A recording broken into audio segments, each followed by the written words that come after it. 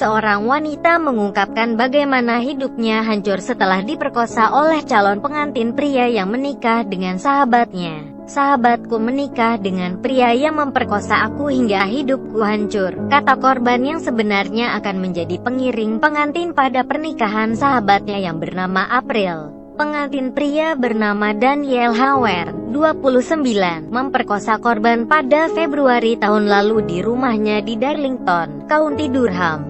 Korban mengatakan malam itu Hauer keluar dari kamar tempat dia tidur bersama April dan menuju kamarnya untuk memperkosanya. Korban menginap di rumah Hauer karena diajak April. Korban yang ketakutan adalah seorang wanita profesional berusia 26 tahun. Dia mencoba menelepon pacarnya setelah kejadian itu pada pagi harinya, tetapi teleponnya tidak aktif.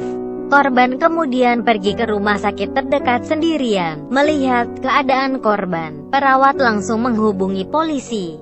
Korban akhirnya bisa menghubungi pacarnya yang sangat syok saat mendengar kejadian memilukan yang dialaminya. Merasa tidak mampu menghadapi kenyataan tersebut, pacar korban memutuskan untuk mengakhiri hidupnya. "Dia merasa ikut bertanggung jawab atas apa yang telah terjadi kepadaku. Dia memang mematikan ponselnya malam itu. Dia tidak pernah bisa memaafkan dirinya. Dia selalu khawatir setiap aku pergi ke suatu tempat. Semua ini menjadi beban bagi kami," kata korban dalam persidangan. Hauer membantah semua tuduhan saat menjalani sidang di Pengadilan Tinggi TSID.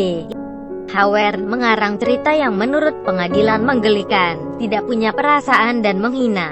Dia menyangkal bagaimana spermanya bisa menempel di celana dalam korban. Dalam pengakuannya, Hauer mengklaim korban menemukan alat bantu seks yang ia gunakan seminggu sebelumnya, yang tersembunyi di laci kamar tempat korban tidur. Hauer kemudian menuduh korban sengaja menggunakan itu agar dipakai sebagai bukti dan korban memang cemburu atas pernikahannya. Namun pengakuan mengada-ada Hauer ditolak oleh juri di Pengadilan Tinggi TSID yang hanya butuh waktu 90 menit untuk menghukumnya. Akibat perbuatannya, Hauer dijatuhi hukuman penjara selama 7 tahun oleh Pengadilan Tinggi TSID Inggris.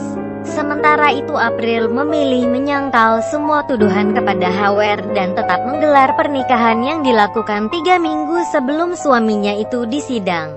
"Aku benar-benar marah dan sedih. Persahabatanku dengan April hancur. Dia adalah sahabatku di kampus. Aku benar-benar tidak menyangka dia tidak percaya kepadaku. Aku tidak percaya April menjadi saksi untuk melawanku," kata korban.